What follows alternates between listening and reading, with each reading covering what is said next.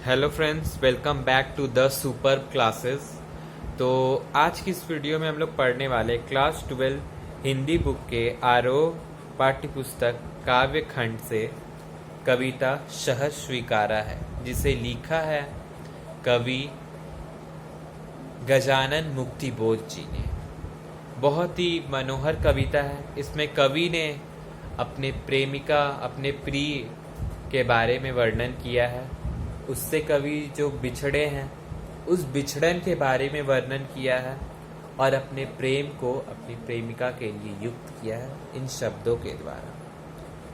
कविता का नाम है सहज स्वीकारा है, मतलब जो कुछ भी है वो मुझे स्वीकार्य है, जो है या नहीं है वो सब मुझे स्वीकार्य है, ऐसा कवि कह रहे हैं। तो चलिए कविता शुरू करते हैं।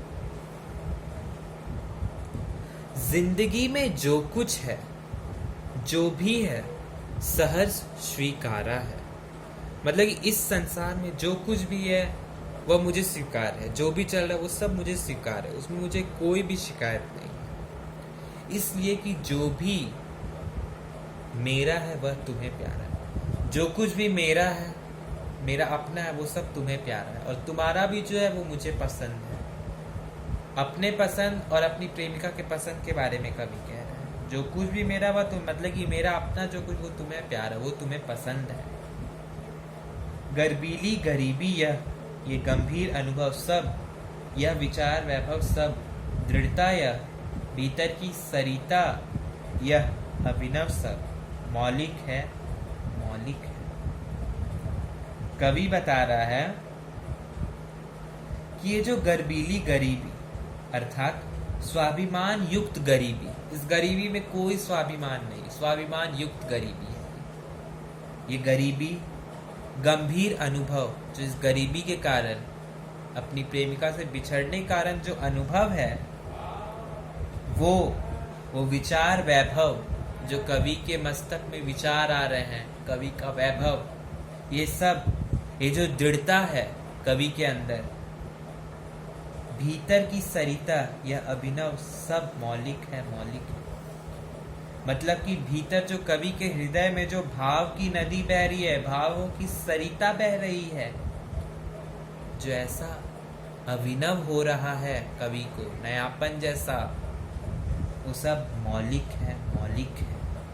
मतलब अपना है और नया है। पहला मौलिक का अर्थ है अपना है वो सब।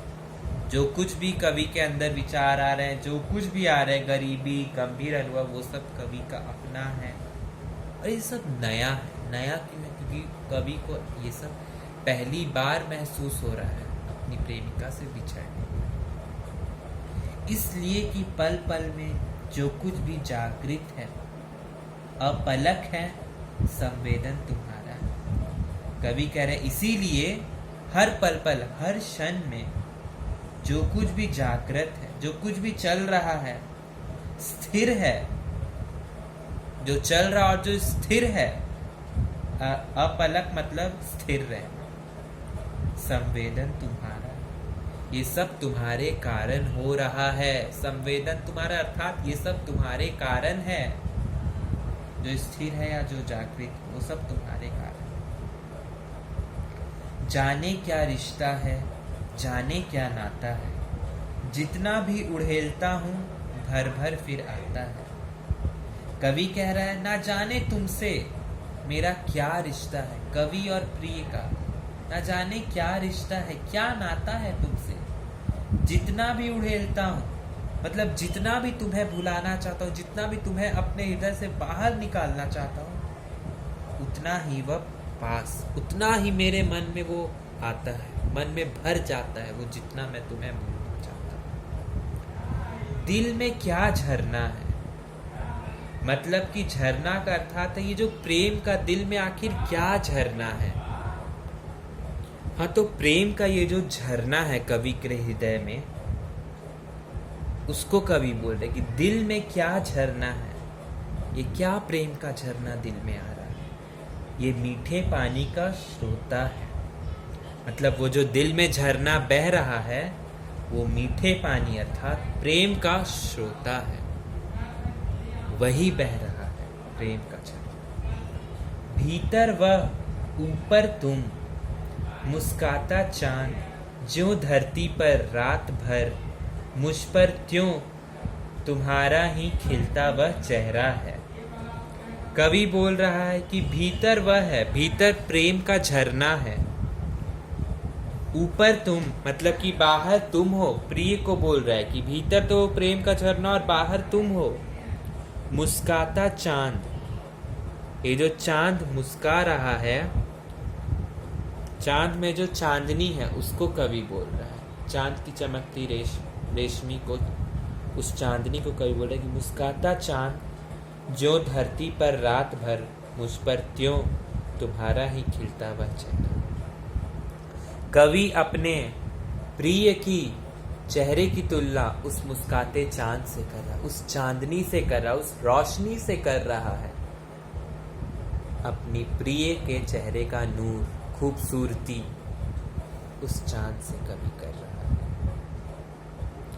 सचमुच मुझे दंड दो कि भूलूं, मैं भूलूं तुम्हें भूल जाने की। कवि बोल रहा है कि मुझे दंड दो कि मैं तुम्हें भूल सकूं, तुम्हें भूल जाऊं, मुझे सजा दो कि मैं तुम्हें भूलूं, क्योंकि कवि उसे नहीं भुला पा रहा। कवि चाह रहा है कि उसे सजा दे कि आखिर कुछ भी हो तरीका जिससे वो अपनी प्रिय को भूल पाए। और इसके बाद का जो पंक्ति है वो बहुत इंपॉर्टेंट है, उस पर प्लीज ध्यान दीजिए। दक्षिण ध्रुवी अंधकार अमावस्या, शरीर पर चेहरे पर अंतर में पालू मैं, झेलू मैं उसी में नहा लूं मैं। दक्षिण ध्रुवी अंधकार अमावस्या मतलब जो दक्षिण ध्रुव, साउथ पोल जो है, वहां पे जितना अंधेरा होता है उससे भी घना अंधेरा उस दिन उतना तो अंधेरा है, और उस अंधेरे में अमावस्या की रात हो और उतना अंधेरा, मतलब कि सोचिए दक्षिण ध्रुवी का जो अंधेरा था उसमें भी अमावस्या हो, वो भी अंधेरा। उस अंधेरे में कवि अपने आप को खोना चाहता है। अपने शरीर पर, अपने चेहरे पर कवि वो अंधकार चाहता है। उस अंधकार में कवि नहाना चाहता है। क्यों कवि उस अंधकार में नहाना चाहता है? ताकि उस अंधकार में कवि सब कुछ भुला दे, जितनी भी स्मृतियां हैं अपने प्रिय के प्रति उस सब को कवि भूल जाए उस अंधकार में। इसीलिए कवि चाहता है कि मैं उस अंधकार में जाऊं, नहा लूं उस अंधकार में, चेहरा शरीर हर चीज से, ताकि मैं तुम्हें और तुम्हारी स्मृतियों को भूल सकूं। अंधकार में सिर्फ अपने साथ रहूं, अपने साथ समय व्यतीत करूं और कुछ नहीं। इसलिए कि तुमसे ही परिवेष्टित आच्छादित रहने का रमणीय यह उजाला अब सही नहीं जाता है। कई कह रहा है इसीलिए तुमसे, तुम्हारे चारों ओर से डंका बज रहा हो। क्या चीज का डंका? रहने का रमणीय यह उजाला अब। तो कवि अंधकार के बाद कहता है कि क्यों वो अंधकार चाहता है? क्योंकि वो परिवेष्टित अर्थात चारों ओर से, आच्छादित मतलब ढका हुआ है, चारों ओर से ढका हुआ, रमणीय रम गया है किस चीज से? उस उजाले से। और वो उजाला और कुछ नहीं, प्रेम का प्रकाश है। मतलब कि कवि प्रेम से इतना बंधा हुआ है कि वो अंधेरा चाह रहा है। चारों ओर से उसकी प्रेमिका का प्रेम उसे ढक लिया है, आच्छादित कर लिया, उसे ढक लिया है। और ये जो प्रेम का रमना है उसके शरीर पे, वो उसे सहा नहीं जाता है, नहीं सहा जाता है। ना प्रेम कवि से नहीं सहा जा रहा है।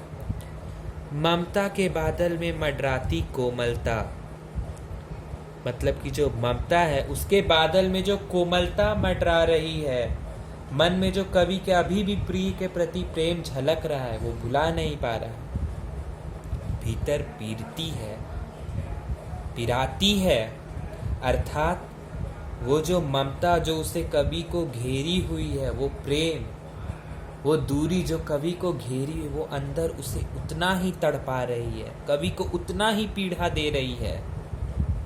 कमजोर और अक्षम अब हो गई है आत्मा यह, छटपटाती छाती को भविष्यता डराती है।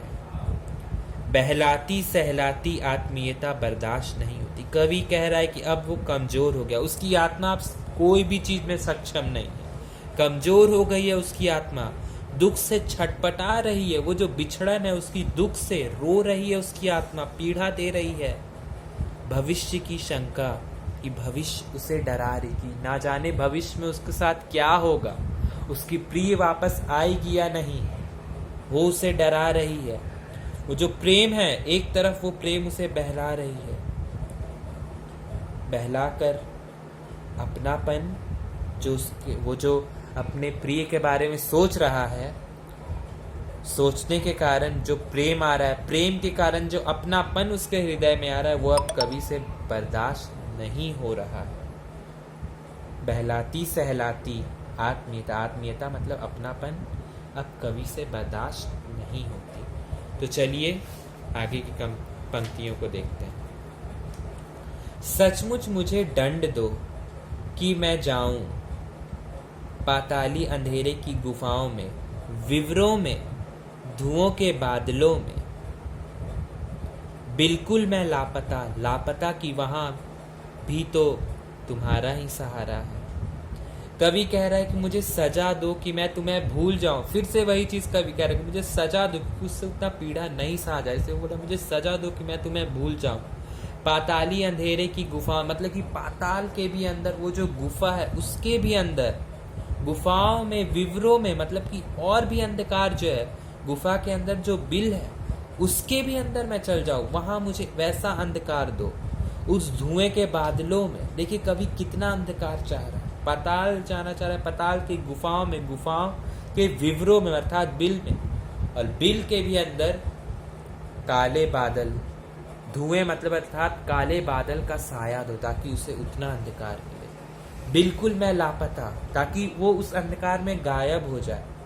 पर वहां भी उतना अंधेरा में जाने के बावजूद भी कवि को अपनी प्रिय का ही याद आता है, उसका ही सहारा है, सहारा करना उसका ही, वहां भी याद आ रहा है उसे। इसलिए कि जो कुछ भी मेरा है या मेरा जो होता सा लगता है, होता सा संभव है, सभी वह तुम्हारे ही कारण के कार्यों का घेरा है। कार्यों का अब तक तो जिंदगी में जो कुछ भी था, जो कुछ है, सहज स्वीकार है। कवि बोल रहा है इसलिए, मतलब कि उतने अंधेरे में भी उसकी याद आ रही, इसलिए जो कुछ कवि का है या कवि का भविष्य में होने वाला है या वर्तमान में है, जो कुछ भी संभव है कि जो अभी है वो भी कवि के सामने है, वो सब कुछ, सारी स्थिति जो अभी उत्पन्न हुई है, वो सब तो उसके प्रिय के ही कारण हुई है। आज वो अंधेरा चाहता है, आज वो अपने आप को अकेला चाहता है, पर नहीं भूल पाता, उसे पीड़ा हो रही है, वो अपना हर कुछ देने के लिए तैयार है। ये जो सामने ये सब दृश्य हुआ, ये सब जो कवि को ये सब झेलना पड़े, सब उसके प्रिय के कार्यों के ही कारण, मतलब उसके प्रिय के कार्यों के कारण ही आज कवि का ये हाल है।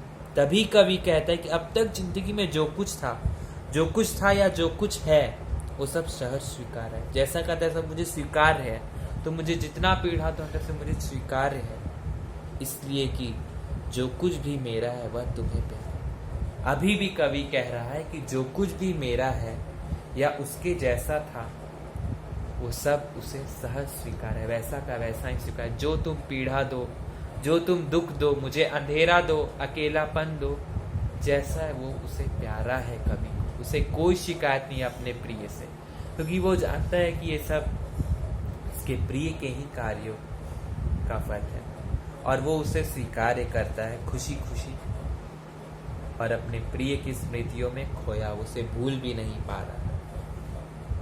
तो इस कविता में कवि ने अपने प्रिय से जो बिछड़न हुई, अपनी मनोस्थिति को दर्शाया है, प्यार के महत्व को बताया है। प्रिय उसे छोड़ के चल गई, वो क्या चाहता है और क्या नहीं, वो सब उसे स्वीकार है, वो सब स्थितियों के बारे में बताया है। So thank you friends. अगर वीडियो अच्छा लगा तो प्लीज़ लाइक, शेयर और सब्सक्राइब जरूर करें, और अगर अच्छा लगा या बुरा भी लगा तो प्लीज़ कमेंट करके मुझे बताएं ताकि मैं उसे और अच्छा कर सकूं। Thank you.